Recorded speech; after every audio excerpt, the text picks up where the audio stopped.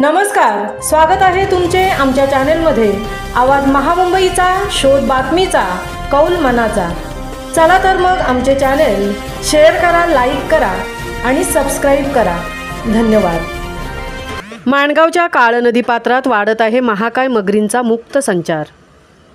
रायगड जिल्ह्यातील माणगावमधून वाहणाऱ्या काळ नदी पात्रात महाकाय मगरींचा वावर वाढताना दिसत आहे।